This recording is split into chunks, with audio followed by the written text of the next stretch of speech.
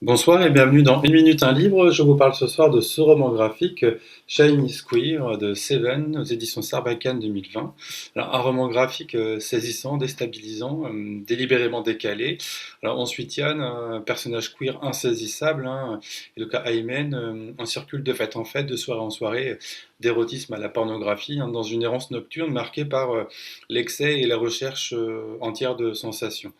Des personnages en quête de sens, de sexualité, de relations humaines, dans une dynamique de liberté fragile, intense, et jamais totalement stabilisée. Voilà.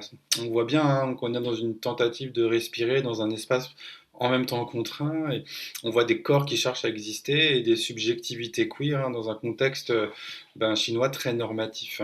Alors on se demande même est-ce leur vie réelle, un rêve, le dessin, les corps, les visages, comme la fin de l'ouvrage, entretiennent en tout cas volontairement ce flou.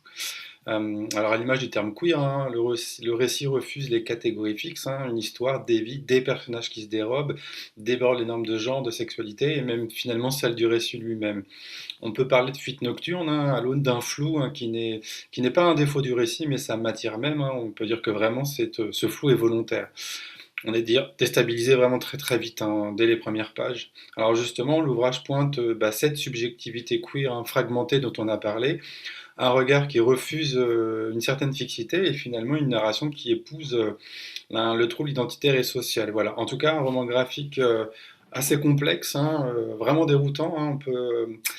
On peut avoir envie de peut-être de fermer l'ouvrage assez rapidement parce qu'on se sent un petit peu perdu, mais voilà, je vous invite en tout cas à prolonger la lecture parce que en tout cas, c'est vraiment une lecture qui amène à réfléchir autrement, en tout cas sur le sujet. Et voilà, ça vient un petit peu percuter effectivement un regard davantage fluide qu'on pourrait avoir. Donc voilà, c'est l'occasion un petit peu de se challenger aussi sur la lecture.